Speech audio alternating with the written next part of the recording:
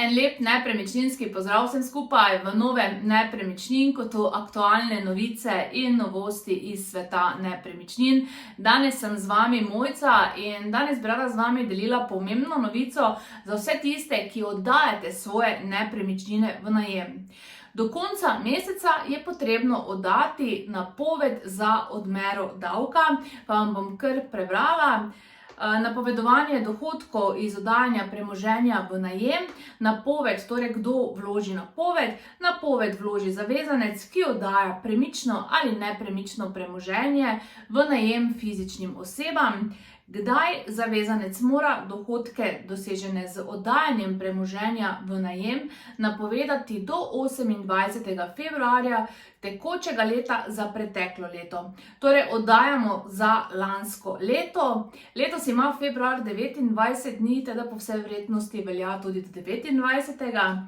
Kje in kako? Napoved za odmero dohodnine od dohodka iz oddajanja premoženja v najem. Zavezanec torej odda elektronsko, lahko preko e-davkov, osebno ali pa seveda lahko tudi po pošti. Zdaj vse obrazce dobite kar na njihovi spletni strani, torej na strani Fursa. Bom vam pa pokazala, kako izgleda ta napoved. Tukaj seveda imamo podatke o zavezancu, potem podatke o nepremičnini. Na naslednji strani seveda izpolnimo še tudi, koliko časa smo oddajali, seveda tudi ceno in vse te zadeve vpišemo. Bom rekla, da je obrazec enostaven kar za izpolniti, dobite pa seveda zraven tudi navodila. Zdaj za vse tiste, ki vas zanima, kaj v primeru, če pa ne boste oddali seveda napovedi.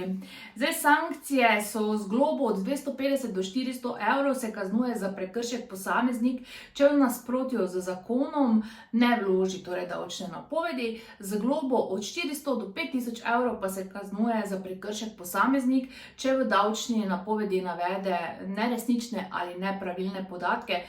Velikokrat se zgodi, da seveda ljudje navedejo manjši znesek, kot je to v resnici, tako da lahko dobite kazen. Zavezanec, ki se samo prijavi, pa ni odgovoren za prekršek, izpolniti pa mora seveda davčno obveznost skupaj z obrestmi. Torej Furs izračuna obresti in dobite potem domov za plačati. Tako da v primeru, če ste morda predlani pozabili poslati na Furs, dajte narediti samo prijavo in boste tako tudi ne boste dobili globe, v primeru, da vas dobijo. Tako da čisto na kratko, koliko znaša, torej davek znaša 25%, se tudi upoštevajo normirani stroški 10%. Vse te zadeve bomo pa malo bolj podrobno pogledali v naslednji nepremičninski kavici v sredo. Torej za vse tiste, ki potrebujete več informacij, malo bolj obširno, pa si bomo pogledali zdaj po malo krajšem premoru, smo spet nazaj tudi z nepremičninskimi kavicami. Zanimivo bo, vas povabim. Vam tukaj v linku tudi pustimo, da si lahko pogledate, kako izgleda obrazec. Torej tisti, ki bi radi sami izpolnili, si pogledali, kako izgledajo ti obrazci, spodaj v linku vam pustimo link, poglejte si, če bodo dodatna vprašanja, postavite, pišite nam in skupaj bomo reševali nepremičninske izzive, kot vedno do sedaj. Vabim vas torej v novo nepremičninsko kavico. Za na konec vam želim prijeten teden in se vidimo kmalu.